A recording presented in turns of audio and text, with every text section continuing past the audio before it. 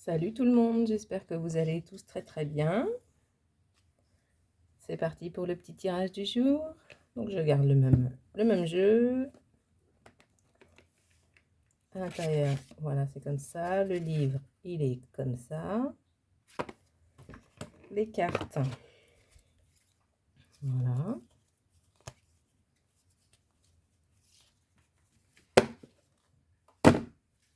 Allez, c'est parti.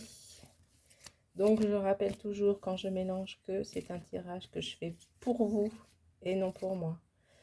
Il vous suffit donc de poser une question, de choisir une carte de 1 à 3 et ensemble nous allons lire ce qu'indique la carte. Allez, c'est parti. Les autres petites questions. Moi je tire les cartes. Alors j'en prends une là.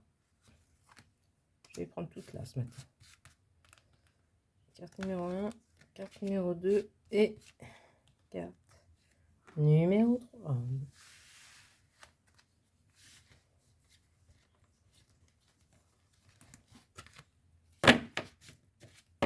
Tac. Allez, c'est le moment de se décider. Hein. Vous prenez laquelle? Vous ne dites jamais laquelle vous prenez. Votre part, hein. Hop, hop et hop. Allez, carte numéro 1, le renard.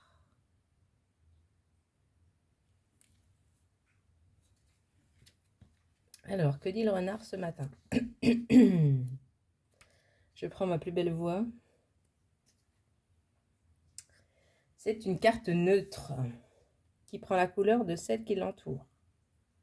De manière générale, elle représente l'intelligence, la vivacité d'esprit, la joie de vivre, l'indépendance et surtout le travail.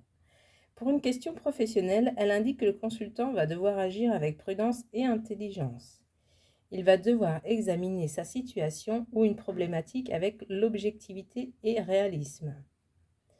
C'est la carte de l'adaptabilité. Sur le plan sentimental, elle représente la complicité, la réciprocité des sentiments. La lame du renard est la carte par excellence de la famille. Dans un contexte négatif, elle représente la fausseté, la duperie, l'escroquerie, le vol ou encore la mauvaise réputation. Carte numéro 2. Oh bah après le renard, le chien.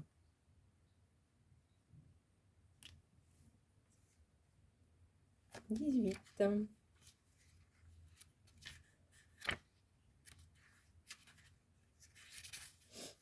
Alors, c'est une carte qui est toujours très appréciée puisqu'elle symbolise l'amitié, la bienveillance, le désintérêt, la sincérité et l'honnêteté, ainsi que la sociabilité. Lorsqu'elle apparaît dans un tirage, elle signale que le consultant est bien entouré et qu'il peut compter sur ses amis. Lors d'une question sentimentale, cette lame représente le compagnon loyal et fidèle, le partenaire qui saura toujours être là. C'est le symbole même de l'écoute, de la réciprocité, des sentiments, mais aussi de la complicité, de l'affection.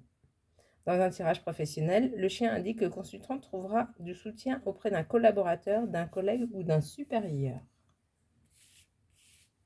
Carte numéro 3. Les fleurs. Alors, que dit les fleurs?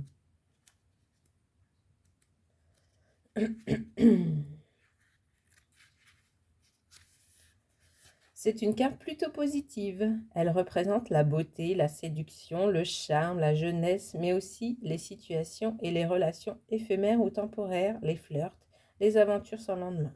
Par extension, sur le plan professionnel, elle peut symboliser un CDD ou un remplacement qui sera source de satisfaction. Bien accompagnée, elle représente l'aboutissement ou l'évolution d'une situation.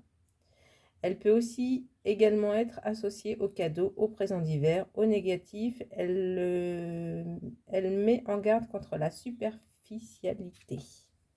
Bah, c'est plutôt un bon jeu aujourd'hui. Hein. Voilà pour le petit tirage du jour.